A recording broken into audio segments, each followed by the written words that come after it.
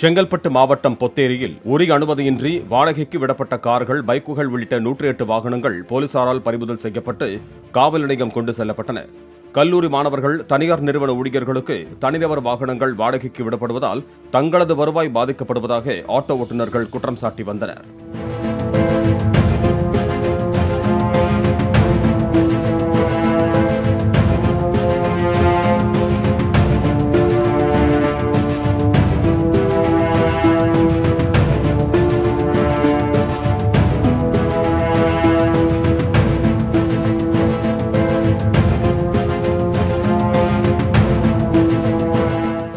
Play store மற்றும் app ஸ்டோரில் இருந்து பாலிமர் செயலியை QR கோடு மூலம் பதிவிறக்கம் செய்யுங்கள்.